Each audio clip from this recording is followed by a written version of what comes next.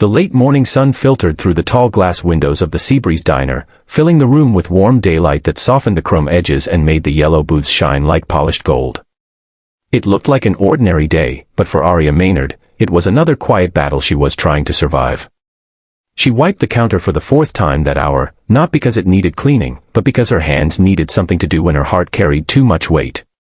She hadn't slept well in weeks. The bills were mounting, her mother's medical treatments were overdue, and every minute she worked here felt like standing between hope and disaster with nothing but her apron to protect her.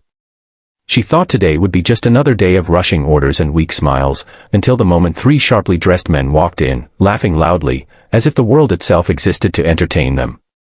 She didn't know it yet, but the next hour would change her life in ways she never imagined. If you believe kindness and second chances still matter, please like, comment, share, and subscribe to Kindness Corner.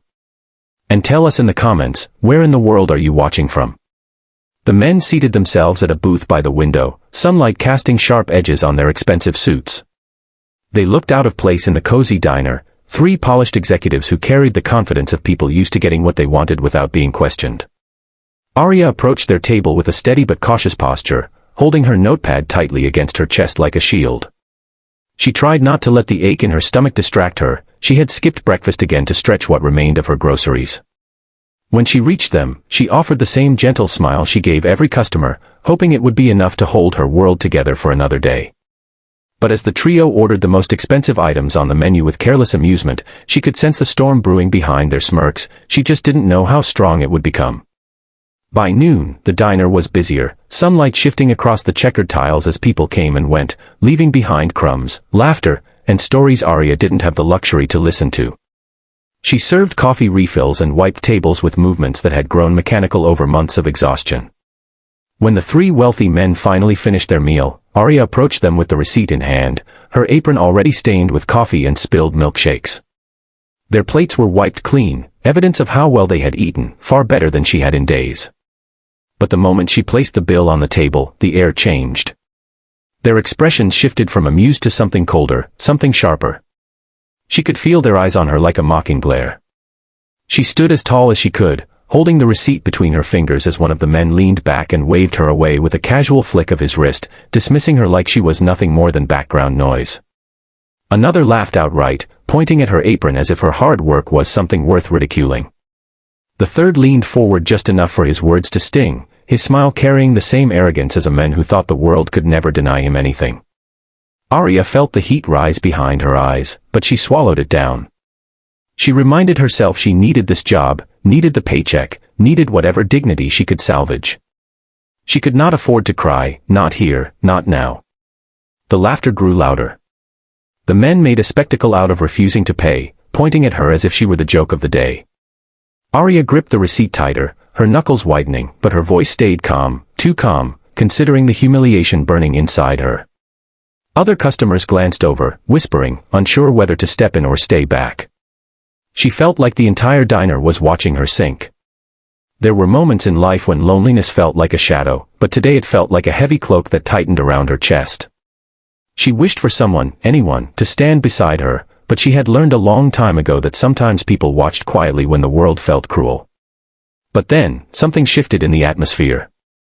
Aria didn't notice it at first, too focused on trying to remain composed, but she sensed a presence behind the men, a silence that felt different, steadier, stronger. At the far end of the diner, near the counter, a tall figure paused mid-step, observing the scene with a sharp, unreadable gaze. His suit was deep navy, perfectly tailored, his silver hair brushed back with the effortless dignity of someone who never needed to prove himself. This was Rowan Hale, the billionaire owner of the diner chain, though almost no one recognized him because he preferred moving quietly, observing his businesses without attention drawn to his wealth. Today, however, fate placed him here at precisely the moment Aria needed someone most. Rowan watched the scene unfold with a level of disappointment that tightened his jaw. He wasn't a man easily angered, life had taught him patience, and success had taught him humility. But seeing an employee, someone who worked tirelessly to keep his establishment alive, be mocked by men who treated kindness like weakness stirred something deeper in him. He stepped closer, his shoes barely making a sound on the polished floor, but his presence carried the weight of authority, enough to silence the air around him. Arya finally sensed movement and looked up, surprise flickering in her eyes as she noticed the well-dressed man standing behind the trio. She didn't know who he was, but something in his expression gave her the smallest breath of relief, a reminder that the world wasn't always cruel.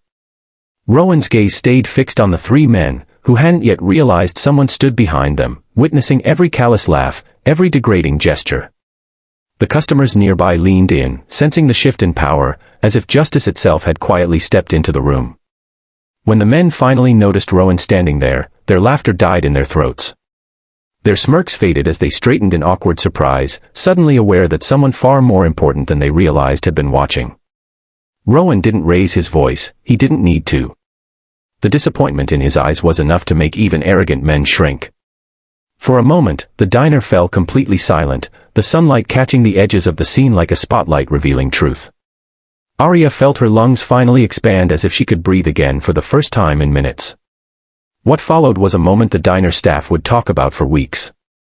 Rowan's attention shifted to Arya, offering her a small, reassuring nod, the kind that conveyed respect rather than sympathy. It was the quiet acknowledgement she had never received from strangers before, the silent promise that someone finally saw her struggle. The three wealthy men fumbled for their wallets, their arrogance crumbling as quickly as it had risen. They paid, not just for the meal, but with an extra amount that resembled guilt more than generosity. When they left, the diner felt lighter, quieter, and Arya felt a tremor in her chest, a strange mix of relief and disbelief. Rowan approached her gently, and though he spoke with calm professionalism, there was genuine care in his expression. He asked if she was all right, commending her patience in a way that made her eyes sting again, but this time with warmth. Arya nodded, unsure how to process the sudden shift in her day. She didn't know that Rowan would later call the manager to discuss improving working conditions, or that he would personally check in on her family's situation after learning about her hardships. She didn't know that this moment, this small spark of unexpected kindness, would alter the course of her life forever. Sometimes, the world gives us a glimpse of the goodness we forgot to hope for. Sometimes, a stranger steps in at the moment we feel most invisible, reminding us that our worth isn't determined by the people who try to diminish it.